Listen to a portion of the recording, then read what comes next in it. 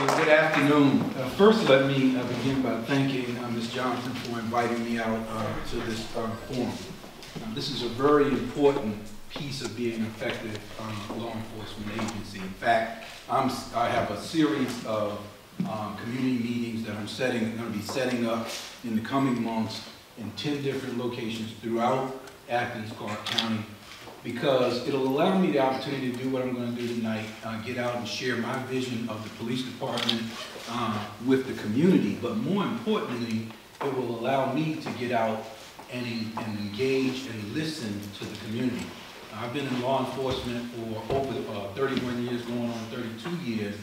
I've been a police chief for a number of years, and so I think I know what I'm doing when it comes down to being a police chief, but I'm new to Athens Clarke County. And so every community has its own unique needs, its own unique expectations, and I want to hear from you and learn and understand what your needs and expectations are and work together with the community to build a better police department and to build a better Athens Clarke County. Just give you a little bit about me and my background. I've been in law enforcement, as I said, for going on 32 years. I started my law enforcement career in Alexandria, Virginia. Just before Alexandria, I was in the United States Army. I was stationed at Fort Myers, which is the Army's official ceremonial unit and escort to the president, as most people know it from the Tomb of the Unknown Soldier. In 1987, I joined the Alexandria Police Department. I had anticipated being there for a couple of years and going to law school. And almost 27 years later, I retired from the Alexandria Police Department. If you don't know Alexandria, Virginia, it is right across the Potomac River from Washington, D.C. Most people know Alexandria from the movie Remember the Titans. That high school, T.C. Williams High School, is in Alexandria, Virginia. And in fact, the guy who was the chief of police for the Alexandria Police Department was one of the people who was consulted when they made that movie. And so in Alexandria, they were talking about criminal justice reform and social justice reform and looking at real hard community police relations and issues way back then. So it's something that I'm familiar with and that we've been working on for many, many years. And so I worked in every department that you can imagine in Alexandria, everything from patrol to investigations to internal affairs. And I left there in 2014 as the executive deputy chief, which is second in command of the police department. I left because I wanted to be a police chief, and I went to be a chief in Huntersville, North Carolina. I was the chief of police in Huntersville, which is right above Charlotte, for 4 years and 8 months. And then I saw the opportunity to come to Athens Clarke County. So Huntersville is a beautiful place, very affluent community. It was a good job and the money was good. I was getting paid good. So the Mocha's question is, why did you leave there? So you probably read all this. You read a lot of information about me online, but I'm going to give you some information that you may not know about me.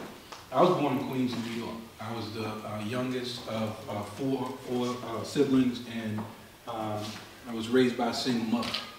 And I experienced poverty, and I experienced crime and violence, so much so that when I was 14 years old, crimes, violence, gangs were so bad in New York that my mother decided she was going to move us to Richmond, Virginia. And we moved to Richmond, Virginia. And the year we moved to Richmond, Virginia was the murder capital of the United States. I had more homicides per capita than any other state in America. In fact, they call it safe streets, safe neighborhoods, but the original Safe Neighborhoods program, which is used by the federal government to get harsher penalties for people who commit violent acts using firearms, came out of Richmond. It was originally known as Project Exile. So I tell you all of that to say that when I come as the police chief, I'm coming also having known what it feels like to be a kid who is afraid to go outside and play because there's a gangbang on every corner, and there's drug dealers in every park, okay? So I've seen it from that perspective also, and I've also seen it from the perspective where I didn't view the police as friends. You know, when I was a young man, when the police came, wasn't even nothing, we hadn't even done anything wrong, and what would we say? Run! Why? Because that's just that we were afraid of the police. And so through my years and coming up in law enforcement, I realized that there's some real work to be done to change that image of the police department and to make sure that people understand that we're there to work in partnership with the community to build a better community.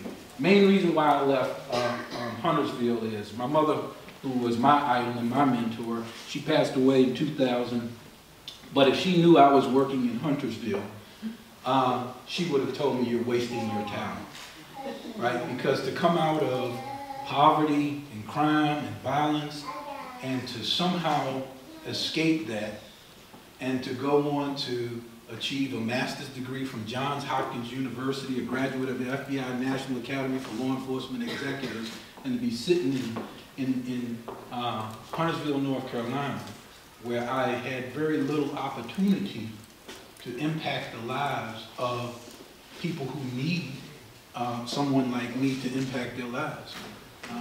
You know, minorities, people of color, pockets of poverty in our community, disenfranchised communities, that I wanted the opportunity to do that. So that's why I came to Athens Clarke County, you know. And so let me talk a little bit about my vision. My vision of the Athens Clarke County Police Department is of a modern, enlightened, 21st century police department. We're going to talk about 21st century police, and I know we got that on the agenda. And by the way, I didn't. You said they were going to drill me. I didn't know I was coming to the dentist. I thought I was coming to a community forum. But my vision of the Alexandria Clarke County Police Department is that of a modern, enlightened, 21st century police department that's rich in diversity, right? Because we know that people inherently trust other people who look like them and who share their same values and beliefs. And so the more we look like the community that we serve, then the more that the community is naturally likely to trust us. And building trust is a big piece of what I plan to do. So I want a diverse organization. Modern, enlightened, 21st century police department that's rich in diversity, highly trained, and well-equipped. You know, we can't forget about our officers. They do a very dangerous and very difficult job. And we have to put the tools in their hands, and we have to give them the training that's necessary to deal with the situations that they're going to come upon. And also the training and skill set to deal with some of the calls that they will go on, which will be motivated by long-standing social issues, things like race, things like religion, so that when they go to those kind of calls for service, they'll have the skill set to be able to navigate through them. I'm talking about the barbecue Becky's, you know, I'm talking about the Starbucks, okay? And they have to have that skill set to understand that they're, I hate to say it, they're really being sent into a trap, right? And they've got to know that that's where they're going. And they have to have a skill set to get through it. So modern, enlightened, 21st century police department that's rich in diversity, highly trained, well-equipped, that uses community-oriented policing style, that's engaged with the community and is partnering with the community to understand why crime is occurring and to work with the community to develop better strategies to address crime and quality of life. You know, I'm not one of these folks that you're going to see that's going to come and start talking about, let's fight the war on drugs. The fight we've been fighting for 25 years now, how effective have we really been doing it the way that we're doing it? I believe that drug addiction is a national health crisis, not a criminal issue. We shouldn't be incarcerating, we should be getting treatment, and we should be getting programs and pushing people towards those programs rather than incarceration. I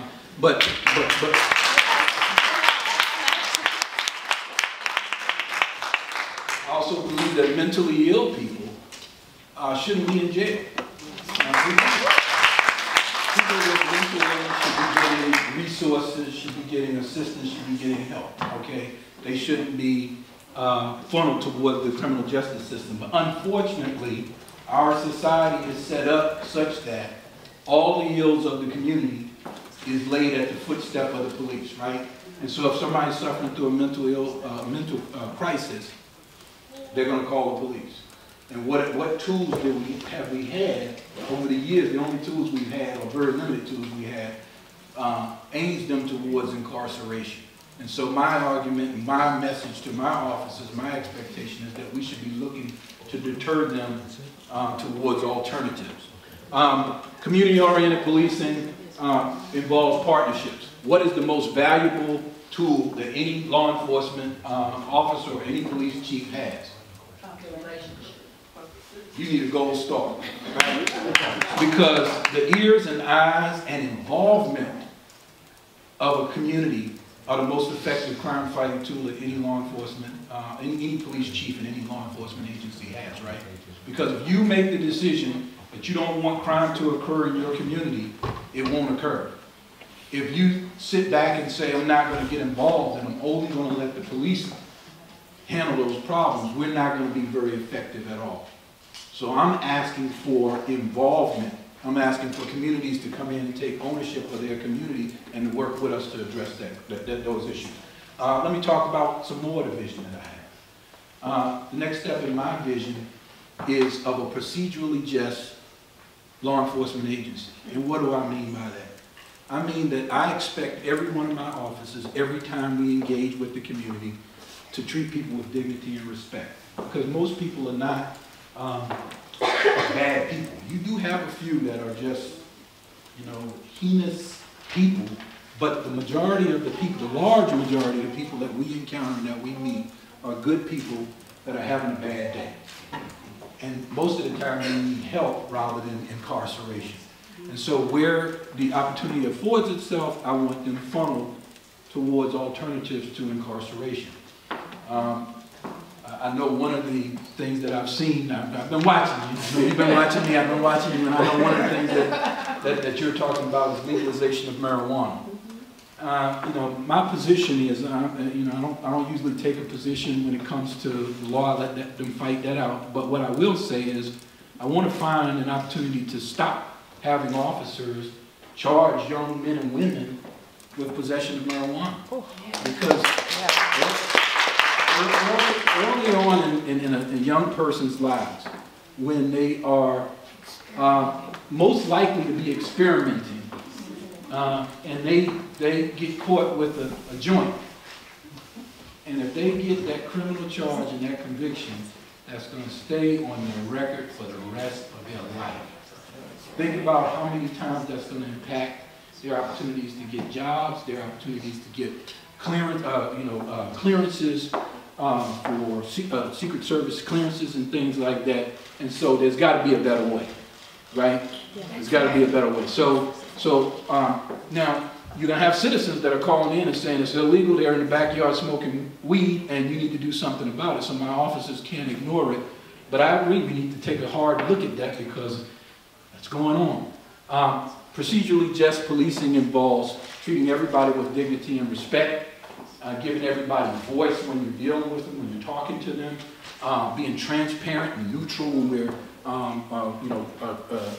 working with the community, explaining our actions, being willing to talk about why we do things the way that we do, and help the community understand our actions, and then having trustworthy motives. You know, why are we doing things? And so all of that is done. Part of my vision also includes sanctity of life. And when you look at use of force, now I've heard some stuff about disarming police officers. I can tell you right off the bat, you're never going to get me to agree or think or say that that's a good idea. When you think about the dangerous country that we live in, the proliferation of guns in our community, the Second Amendment right to bear arms, everybody's got a gun. And I would not ask my officers to do the dangerous job that they do without having a firearm. That being said, there is a Perf 30 study that's been done. Is ICAT training, is some training that talks about de-escalation and force alternatives. And we should be trained on that, because just because you can use force doesn't mean you should use force. Okay? And we should look for opportunities to de-escalate or to avoid using force where it doesn't jeopardize the safety of my officers. So we can talk about all of that. And by the way, the officers have already engaged in all of that kind of training. Implicit bias training. We all have biases. I have biases. You have biases. It's natural, right? So I want to make sure they've already started on it, but I want to make sure that they understand that they have biases, and those biases could be impacting their decisions, whether they know it or not, and that they need to take that into account and make sure that they take steps to not allow it to impact their decisions. I'm not saying my officers are doing anything wrong. I'm just saying we want to make sure that we're training and that they have that in their toolkit so that they can be better officers. So we're doing all of that training, all of those things in order to build trust and legitimacy with the community, but also to have the community value and support the police department. So that's kind of my vision. I don't know whether you want to, I don't know whether that's, whether folks have questions or where we go from here.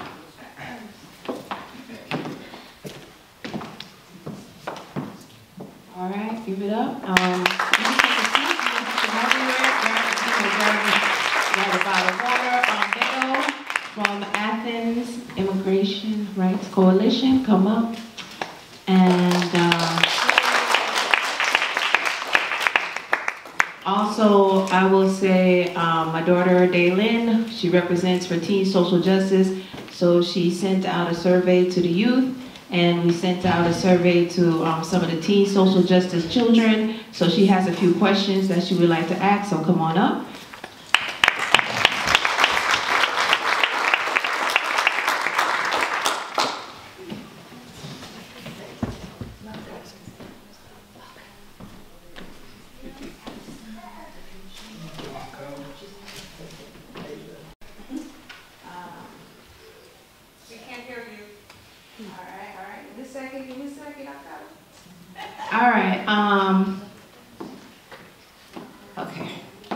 One of the main points of conflict between the police department and the community in Athens was related to the handling of race relations.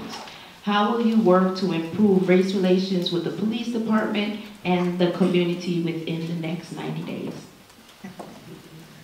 Well, first, not just within the next 90 days, it needs to be a continuing and ongoing process to make sure that we're reaching out to our most impoverished communities, our not only African American, but the Latino and other minority communities, and we're engaging them. One of the things that I will be doing early on is, and I don't know that it will take place in the next 90 days, but we're going to be implementing what's called a community liaison program. And that community liaison program will be assigning officers from the department to about 100 civic associations, homeowners associations, associations like the Anti-Discrimination, Anti-Discrimination, but other associations, so that we are having regular and ongoing contact and communication with those communities and with those entities, so that we can understand what their needs and expectations are, and we can understand how we are, how they view the service that we're giving to them. Also, there's a survey that was conducted that will be, results will be published sometime in May or June. I think it's the Athens Wellness Group and Well-Being Group. And that survey is going to, will talk about how people in those communities, it'll be an overarching survey, but it also have how people in those communities view the police department, and we'll work on that. And then I'm going to be getting out into the communities. As a matter of fact, last Saturday, when I was off, I got together with an individual from Athens who agreed to take me out, and so we went barbershop hopping. Now, obviously, I don't need a haircut, but in the African American community, the barbershops and the hairdressers are where information is being spread. And so we went to 7 or 8 different barbershops and hair salons to engage people and talk to people, to get information and let them know who I was, and I plan on continuing to do that. My officers will be out in those communities, being visible, looking for opportunities to engage in non-enforcement type activities, so we can be seen in a positive light. But let's face it, many of those communities are impoverished communities that are suffering from from generational poverty. And so our department will be working with other departments within Athens Clarke County to identify resources and identify and work on long-standing social problems to address them. The best way to fight crime or to deal with crime is not to arrest people. Incarceration should really be the last resort. The best way to deal with crime is to get into the community, talk to the people in the communities who know where crime is occurring, why the crime is occurring, and address the issue before the crime ever occurs. We want to be preventative, and we want to work with those communities. I've already been here, there's plenty of stakeholders in the community, business owners in the community, people in the community that want to bring resources and want to bring help to bear. And so we will work to try to facilitate that. I mentioned one thing I'd like to expand on it very quickly, and that is social justice reform, criminal justice reform is not just a police issue to deal with alone. You have so many other parts of the criminal justice system that have resources and an impact on it, and it's not something that we can do by ourselves. So I'll be working with them to bring resources into those communities, and working with my officers to say it's not an enforcement issue. We're not coming here to enforce. Now, don't get me wrong. People who are high-level violent criminals using guns, committing violence, people who are preying on the young, people who are preying on the elderly, they go to jail. They don't get a get-out-of-jail-free card from me. I'm going to do everything I can to lock them up and keep them in jail as long as I can. But people who have drug addictions, mental health issues, homeless issues, victims of long-standing generational poverty, there I'm going to be trying to work with my resources and the resources of the entire county to bring other alternatives to address those problems and affect their life. Okay? Thank you. I just want to say thank you for coming out today. Thank you for having me. And you basically said just about everything everybody wanted to hear. Really? Yeah, that was real nice. You'll see from a year from now.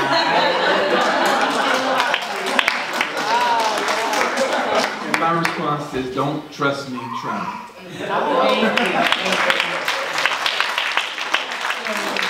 Most of the questions that our youth asked was basically you can Google or you answer, except for one of them that I have here, and it's what are the first 3 issues are you going to tackle dealing with the youth in Athens Clarke County? Well, I think certainly I'm interested. So youth with idle time equals issues for the police. Okay, and so I'm very interested in programs, police athletic programs, giving people, giving youth something to do, because idle time will often lead to delinquent activity. First, the second thing is I'm very concerned about gang involvement. The gangs in Athens are not unlike gangs in many of the other urban communities, and the issue with that is that you have to get to kids early on and steer them away from that, because once they are ingrained in their gang life, it's very difficult to get them out of it. So it's much easier to prevent them from getting into it at all through prevention, intervention, suppression, than it is to have to respond once they're in their game. And then the second thing is the schools. I talked about the fact that I have a master's degree from Johns Hopkins University. And if you knew me when you was in high school, you'd say there's no way on earth that's possible. Because when I was in high school, I was very intelligent, but I didn't realize the value of an education, right?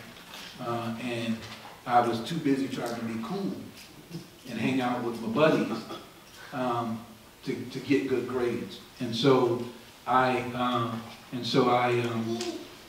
I graduated from high school, I barely graduated. I mean, it was not pretty. And so, but later on in life, I realized I actually liked school, and I realized the value of an education.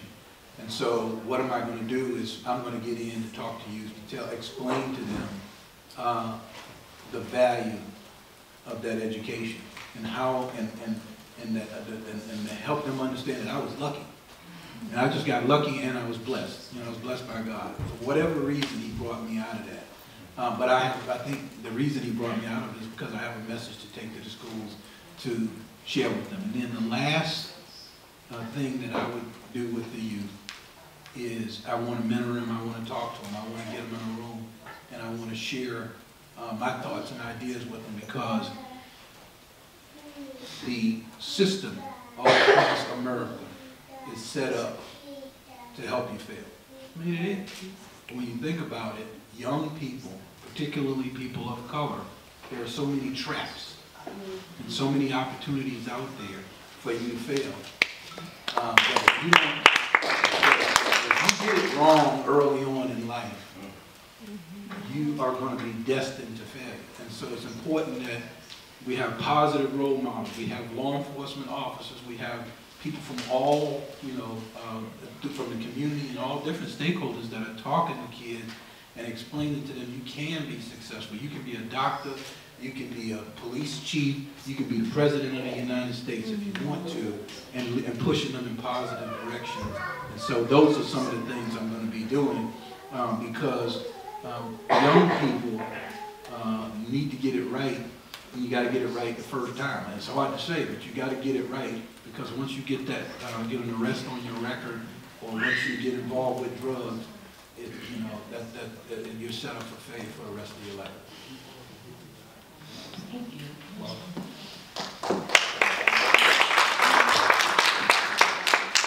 All right, give it up for Daylin, for the team.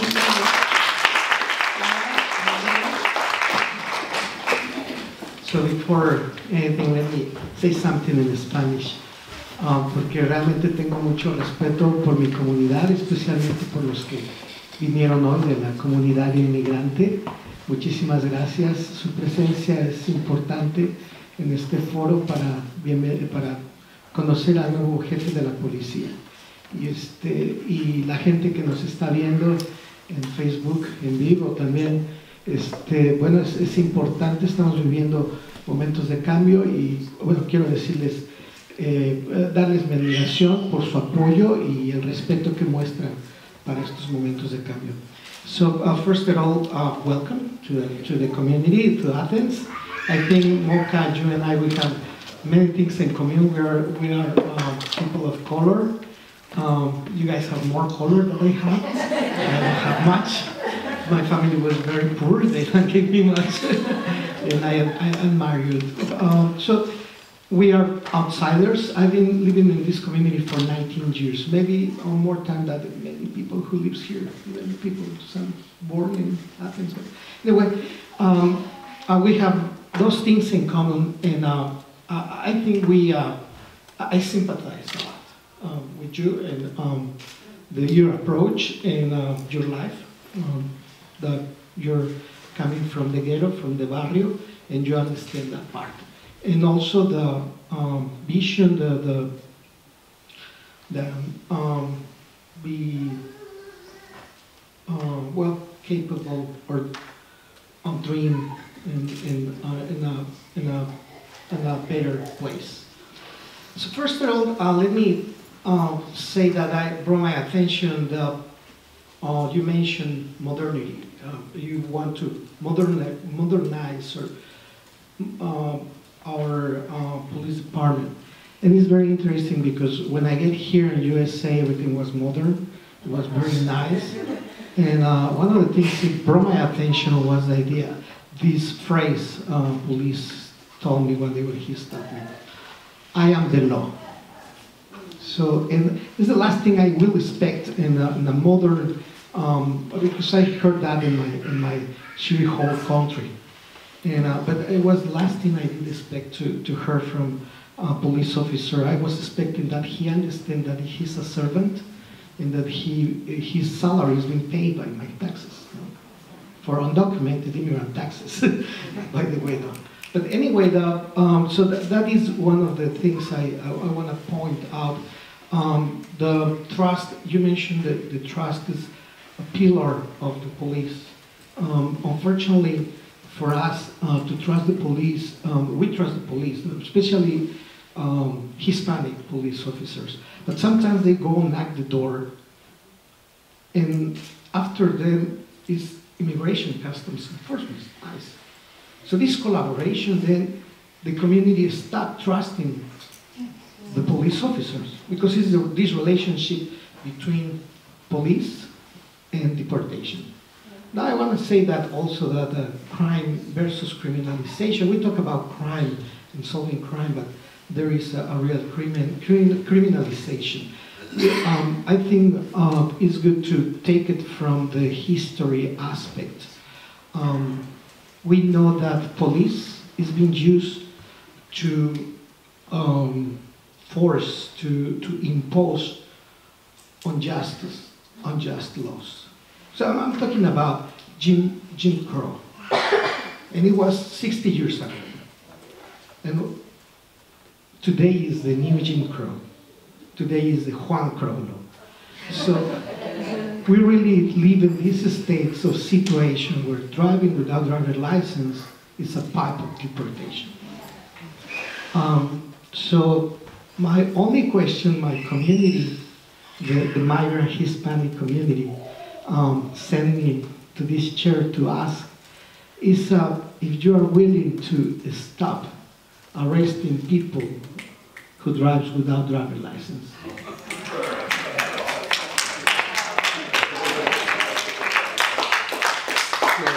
So I've been in Georgia all of 3 weeks.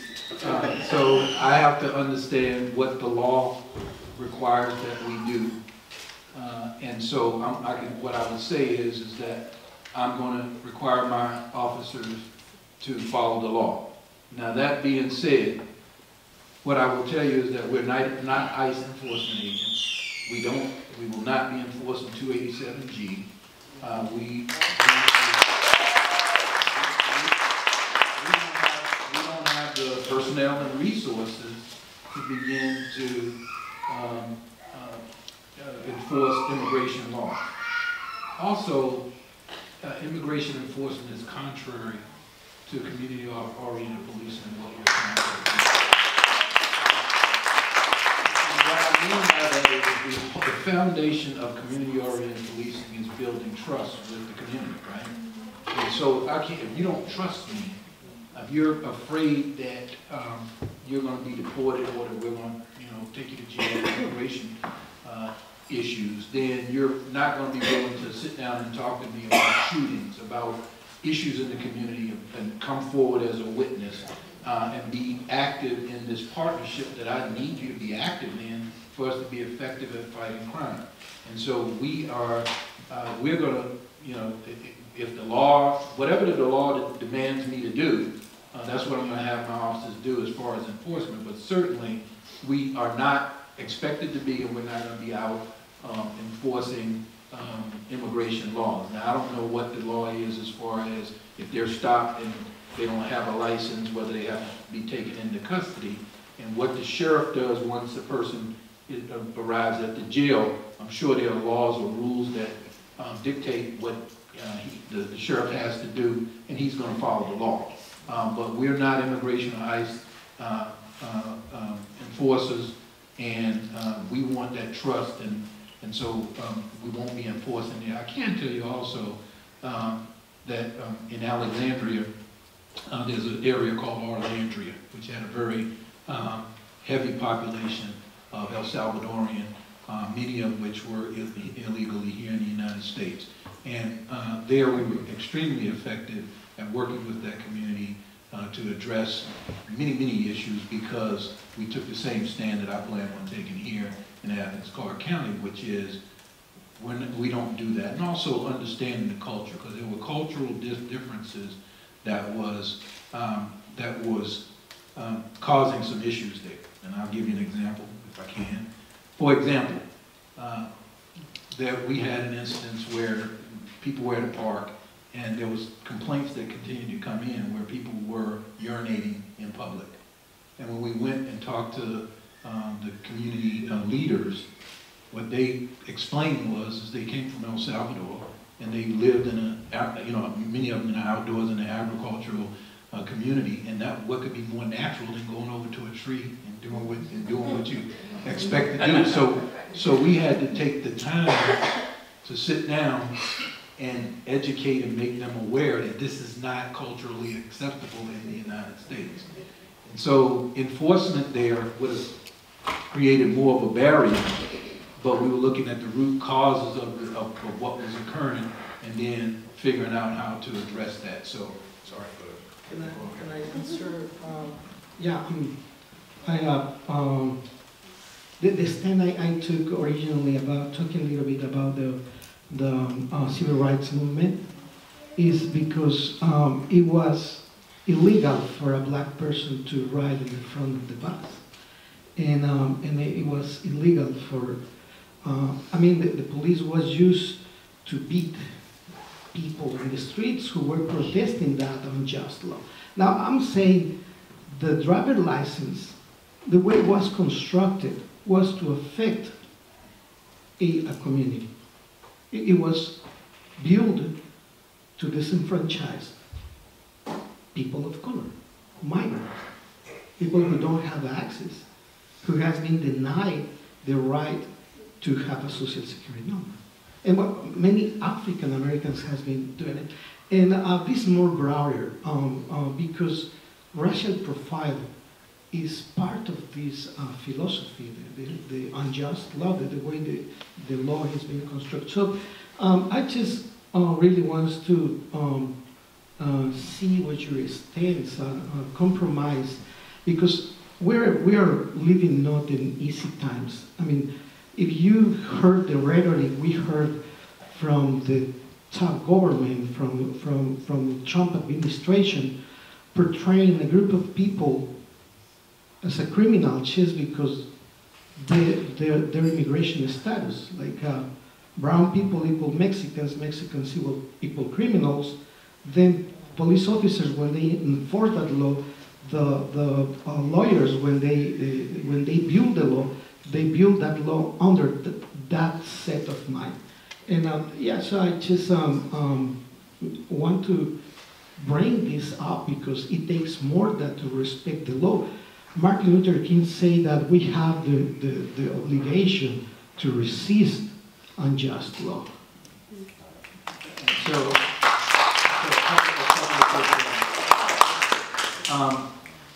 You have the power to change the law if you don't think the law works for you. You've got to go to the polls and vote and change the laws that you don't think work for you. But if the law is in place, they can't vote. Then we have to, say that again? They can't vote. I mean, there's many Hispanics who can vote, and there's many people and supporters. Black people are Right, but what I would say is I, as a law enforcement officer, am sworn to uphold the law and to enforce the law. So I would have. Let me switch the question because this is a dead end here. What if the government? What if two things? One, what if Trump administration say that you should make enforce immigration law? One, I mean, like he can he can change the law and say, you now will enforce immigration. Would you do that? And second, if you have the backup of the community, your community, and the legislation in Athens, your county back up you, would you do that? Would you support us? Okay, again, if it's the law, it's the law, and we're sworn to uphold that law. Now, I'd have to make a decision whether I wanted to stay and continue to enforce that, or whether I wanted to get out of law enforcement. Okay, so I'm at a point in my career, I've retired twice already, so I don't necessarily have to be in this job, and I have the credentials to do other things. So, but if it's the law, I'm sworn to uphold the law, and we're going to, and so all of my officers, and we're going to enforce the law. But I do want to point one thing out, because you alluded to it a couple of times. You talked about, police brutality and police being used to enforce unjust laws and what happened 60 years ago and those things, and all of that is true. I know it just as well as you do, because I have family members and folks who were subjected to it, and as an African American living in America, I see racism as well. Having said that, we're living in a day where our officers, the people that I have working for me now, should not be given a title or viewed in a light because of something that happened 60 years ago. Okay, so what I can tell you is that, for example, last year in 2018, the Athens Clarke County Police Department responded to 95,927 dispatch calls. That's calls that they self-initiated or that they were sent to.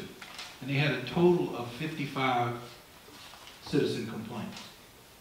That means that in 99.94% of the time that they encountered citizens, there was no complaint, there was no issue. That's remarkable when you look at that, the number of, and when you think about the very tense, very tenuous situations that they go into. Sometimes people with guns, sometimes people suffering from mental health crisis, and those are remarkable numbers. Now, that's not to say that we can't do better, because there's always room to try to do better. And I'll be pushing for that, but I want to make sure that I give our officers credit for the job that they do, because they do an outstanding job for the most part. We're like anyone else. We're human beings, and we don't always get it right. And when we don't get it right, I'll be willing to step in front of a mic and say we didn't get it right that time and make a commitment to try to do better. But in the vast, vast majority, 99.96% of the time, we get it right. Okay, Beto, you have any more questions? Well, Chief,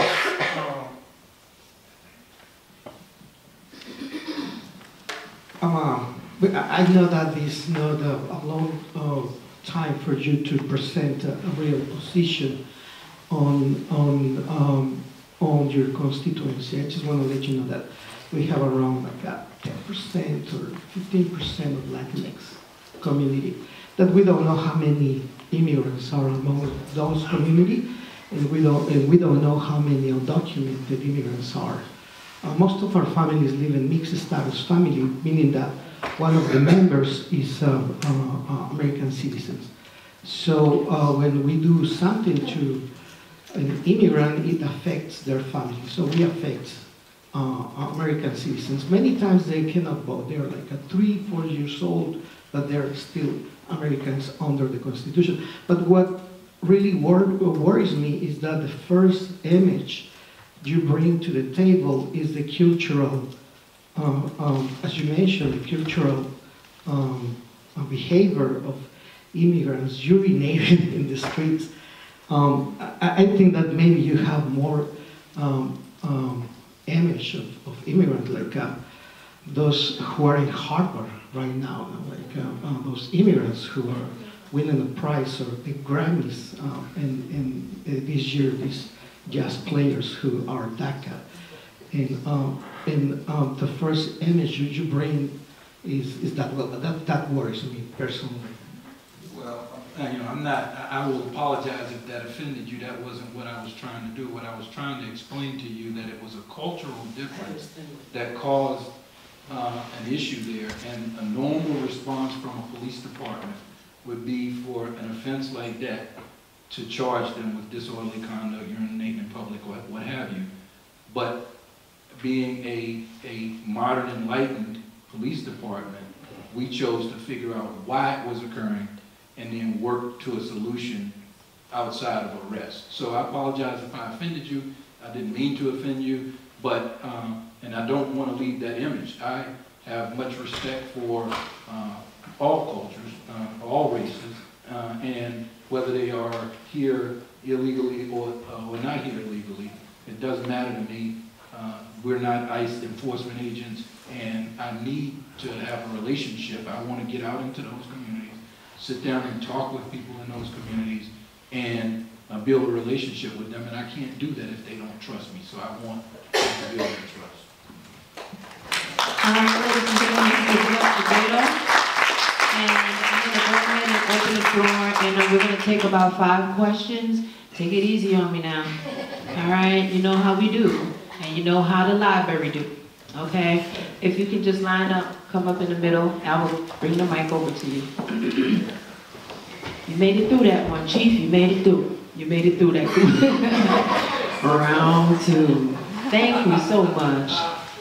All right, make sure you keep it short and sweet. Just ask one important question so everyone can get a chance, okay? It has to do with how prepared is Athens Clarke County government to assist the police department and all these wonderful programs that you've mentioned that you want to start, structurally, financially, etc.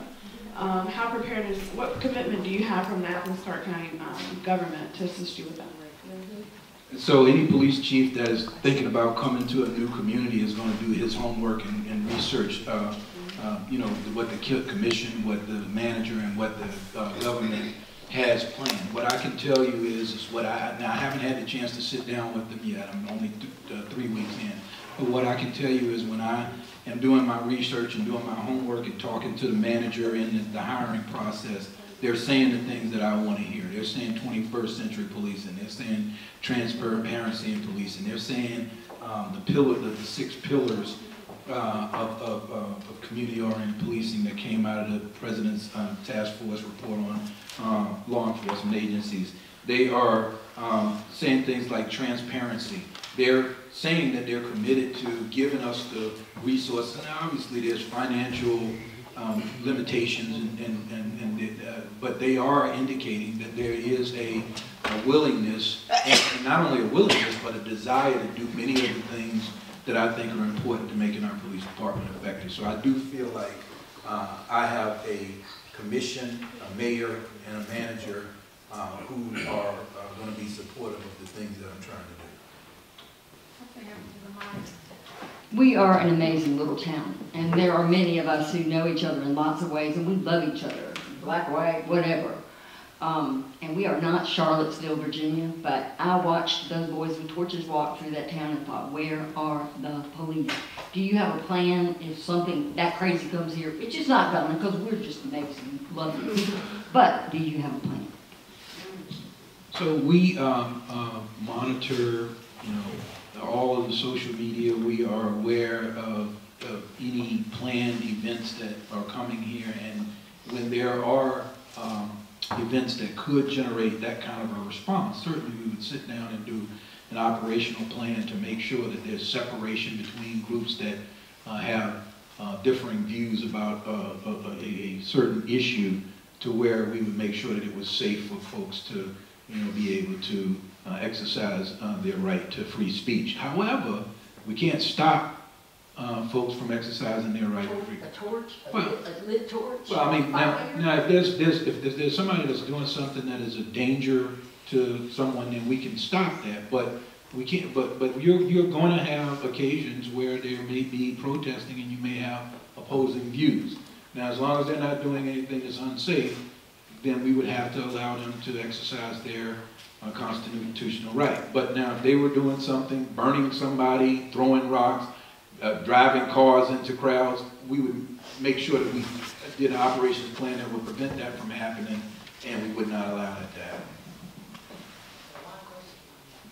Sorry, okay. I have one open-ended question and two yes or no questions, so that will be very quick. No, I can't. So number one, so I'm hearing that you value community involvement, youth programming, and alternative resources to incarceration. And as that is something you're highlighting as a top priority, can you commit to ensuring that police department budgetary allotments are going to be allocated to funding those programs? Okay, and so I will ask for the money that I feel that I need to fund these programs, but the budget for the police department is something that's set by the commission, and so I would have to, say I'd have to defer to the commission on whether they appropriate those funds or not. But again, as I said on my first answer to the question, is that I feel like we have a commission, a mayor, a manager who are supportive and would be willing to give me the resources that I need to try to accomplish what I'm trying to accomplish. Perfect. For the sake of time, I'm sorry, yes or no works. This is not the open-ended question yet.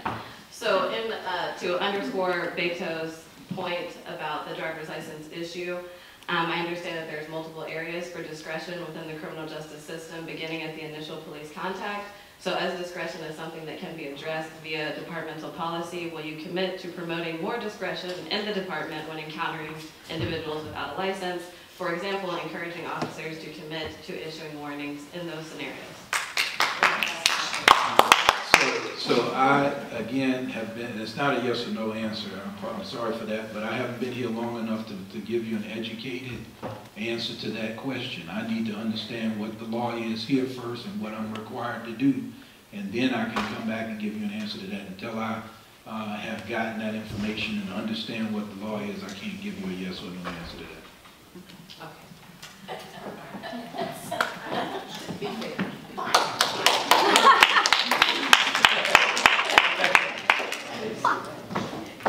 Ladies and gentlemen, don't let me snatch the mic tonight. I will do it. Be fair. This man has to go home. And I'm still a mother. Chief, I appreciate you being here. I was a former prosecutor, felony prosecutor here in Athens Clarke County. My husband's been an officer for 19 years, so we're familiar with the crime rate. In a jurisdiction that has normally 7 to 10 homicides a year, we've seen 5 homicides in the past 3 months. Your department is currently underfunded and understaffed. You're short roughly 40 officers, not including the ones that you have currently in training. Given your limited resources, how do you plan on recruiting good officers and also retaining the good ones that you already have, when frankly speaking, there are departments like maybe an hour away that are willing to pay officers over 50% what they're making here? Okay, so hiring and retaining officers is a top priority for me. It's something that we've already began to look at in the department. Of course, I'm going to look at the pay and benefits, the salary and benefits, to see how we compare to our comparative jurisdictions in the area. I understand that some of that has already been done before I got here, and then where I see, if I see that we are falling behind the comparative jurisdictions, I don't have a problem making that argument to the commission or to the manager that we need to remain competitive. And so we'll be taking a hard look there. The other thing is that money is not, I don't have control over the money. So whatever the commission does, whether they increase it, whether they feel like they're fairly compensated and don't increase it, I have to look beyond just pay and look at the morale of the organization. What can I do to make the organization better? Because if you look at research and look at study, the #1 cause that people leave any organization, not just law enforcement, but leave any organization, is usually not tied to pay. It's tied to morale of the organization and ineffective or bad bosses, bad management. And so I'm going to be looking at improving the morale of the organization by making sure that we're effective at our management and make effective in our organization. Also, looking out for the diversity of the organization, making sure that the organization gives folks an opportunity to excel in the areas that they want to excel in. For example, we know that the millennials, they want computers and they want technology in their hands. So the more technological we are, and the more those types of things we offer, things like take-home cars, things like outer vests for their body armor. Those are things that, even beyond pay, I can try to do to make sure that we are looking out for the needs of the officers and responsive to their concerns. And so we're doing a lot of things within the organization. I already have what's called a suggestion box that's sitting out where people can put, ideas and thoughts and concerns in so that I can come back to them and try to address those concerns. They can do that. They can identify themselves or they can remain anonymous. I want to know what their issues and concerns are, because just like I want to be attentive to the concerns of the community, I also need to be attentive to the concerns of the folks within our organization. Tolerance policy, and as you know, there's a large or a big impact on our school to prison pipeline. And so as part of community policing, I guess it's a two-part question. Are you prepared to partner or collaborate with the local school system and maybe address some of the zero tolerance policies?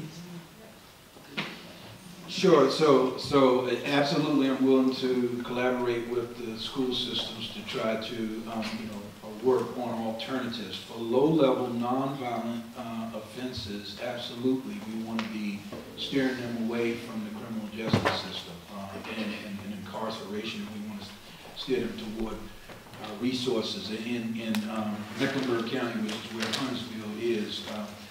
We implemented a juvenile diversion program that did just that. That was when young folks that were in school got involved and had low-level, non-violent, first-time criminal offenses. We didn't push them through the criminal justice system.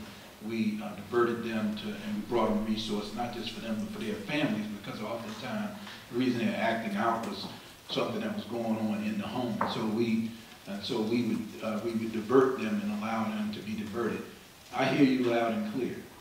Look, I have done research and studied the Vera Institute. I know that there's disproportionality in both the juvenile and the adult criminal justice system. We represent a small part of the overall population, but we represent a huge part of the people that are currently incarcerated.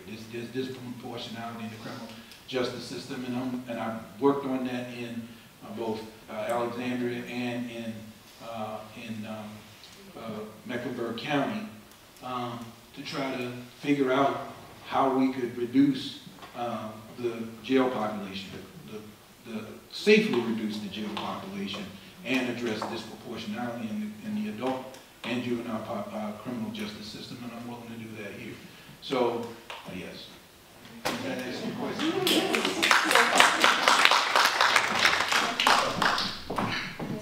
Chime in here because actually I'm going to just put you on the spot because this is a question and she brought it up, so I'm going to just piggyback off of that. Our AADM School to Prison Pipeline Program Manager said, would the department be willing to partner with Athens Anti-Discrimination Movement in our efforts to work in dismantling the School to Prison Pipeline system?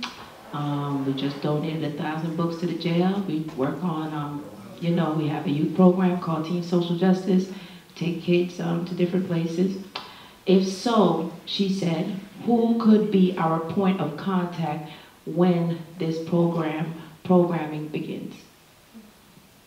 Okay, so we're willing to work with any group, anti-discrimination group, and any group if they have common goals that we do. So, I mean, I need to learn more about when and where programs are going on, but I don't have a problem assigning somebody to try to help with that program and be involved with the program. Buenas noches. No sabe más inglés.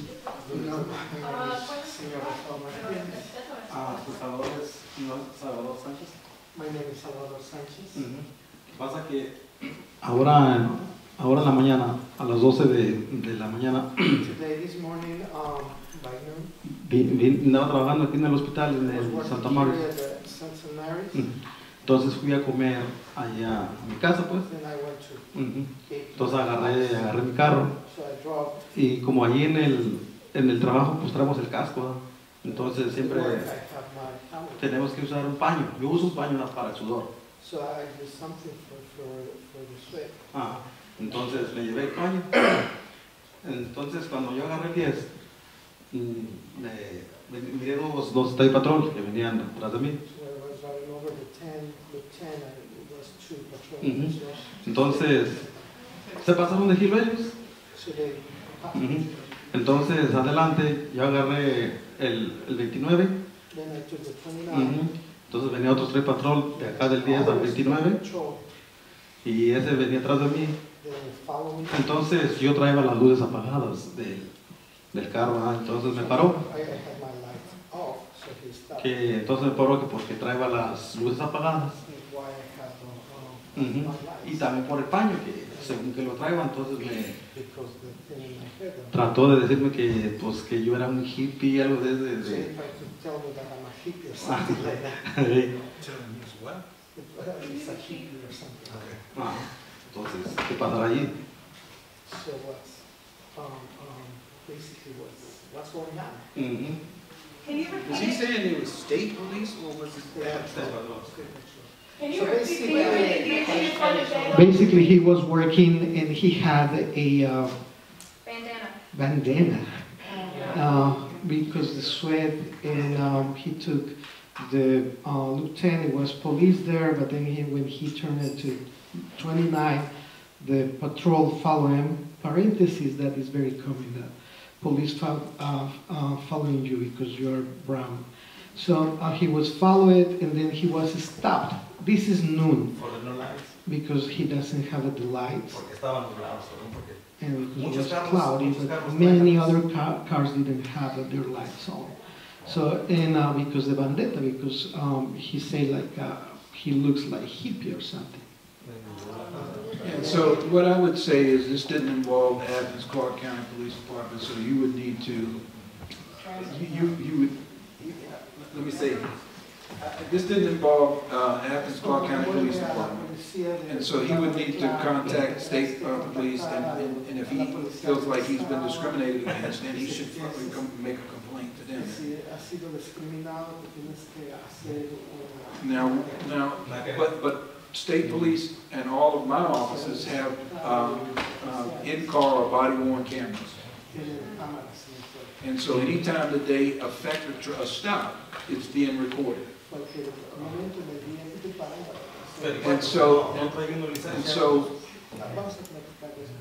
And so if you feel like you were, stopped for racial profiling, or if there was a violation, then you need to take that up, and there should be a video of what happened, and the officer would have to explain why he stopped you.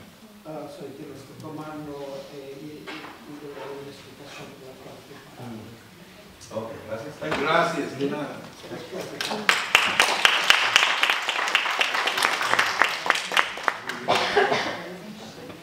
We got time for one more? We have time for one more? Okay. I'm Audie. It's nice to meet you. Very nice to meet you as well. Yeah, thanks. So you were talking about, you've had a long history of leadership, and you pointed out that people are generally good, and there's just a few people that, are generally belong behind bars, and they're really out to get someone. And you know that sometimes these folks end up on the force, just like, people have good days and bad days, people on the force have good days and bad days. So I'd like to hear about a time where you, in your leadership position, had to deal with someone who did make an inappropriate, discriminatory decision. So first part of the question is, how did you handle the person who used inappropriate force, and how did you address the people who were hurt by that police officer? So your question went in a couple of different directions. You talked about using inappropriate force, and then you talked about discrimination. So, and I really should just, because sorry. I do want to clarify because I understand it's a complex question, but I'm just trying to ask if there's a specific instance that you know someone was behaving inappropriately due to discrimination, that their emotions or whatever preconceptions they had about the person that they were dealing with led them to act inappropriately. They either used excessive force or arrested someone without probable cause, anything inappropriate.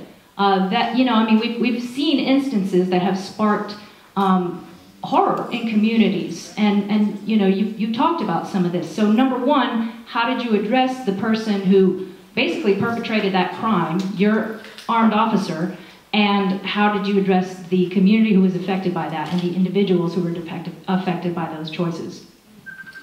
So that's a lot to that question. Let me say first, before I answer the question, I want to talk to you about the process that our officers go to be officers.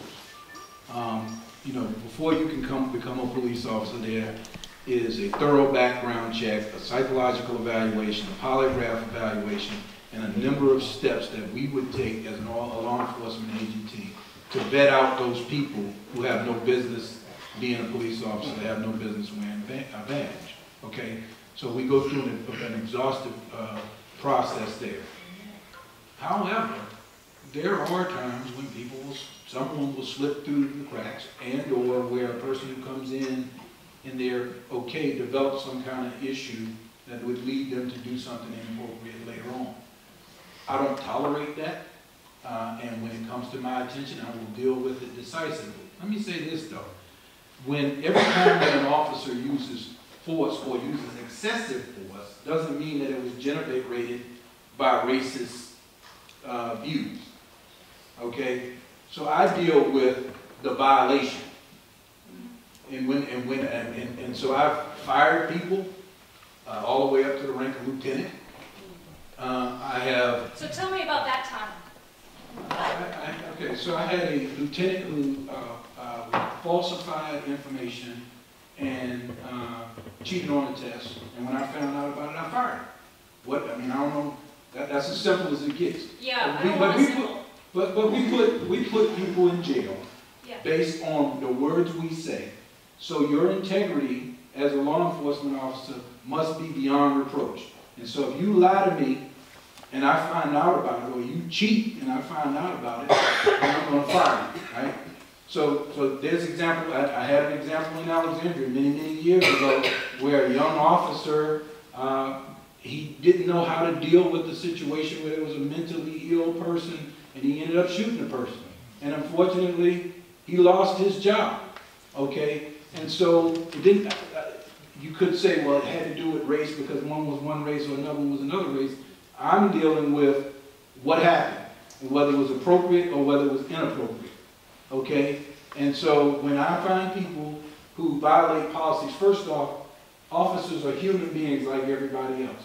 And if they have an automobile accident or have some kind of low-level minor infraction, then they don't deserve to be fired, okay? They deserve to have a second chance. They deserve to be coached, counseled, mentored, given opportunities to improve, okay? And if they can't, then we work with progressive discipline towards addressing it, and termination is the last resort. What you can expect from me is that I'm going to treat my officers like human beings, that I'm going to understand that they're going to make mistakes.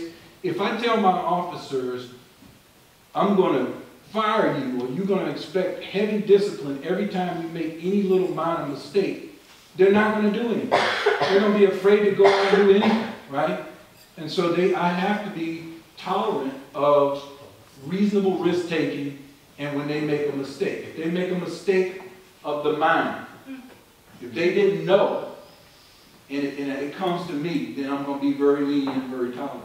If they make a mistake of the heart, where they knew it was wrong and they shouldn't have done it anyway, and they did it anyway, now we got problems. But I'm not afraid to give discipline out, and I'm not afraid to fire a person. I'm not hacking people off at the knees every time they come into my office. It's an organization that I have to run. I have to treat people fairly. And so if they knew that it was a violation and they did it anyway, then we got a problem.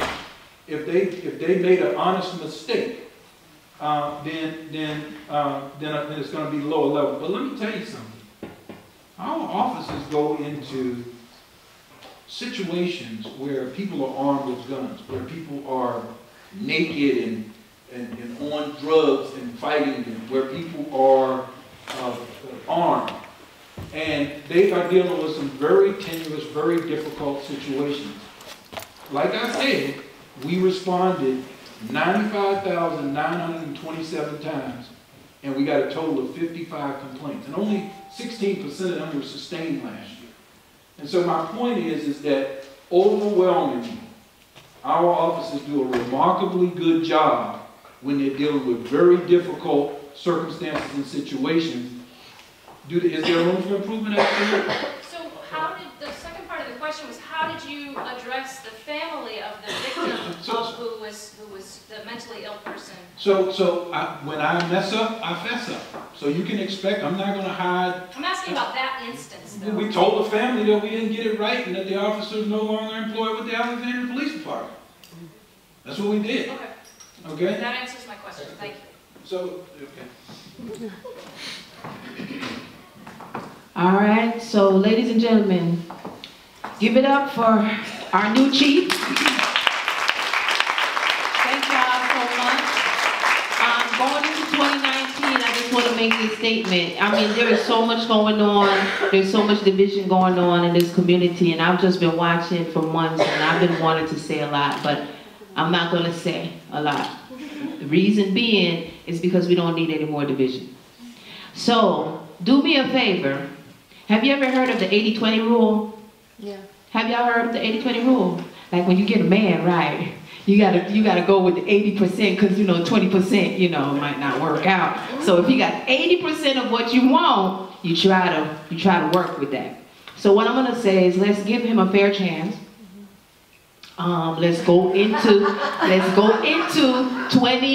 2019 and 2020, let's give him a fair chance. We might not agree with everything that he has said today on this stage. We might have differences of opinion, but let's go, let's build bridges, not walls.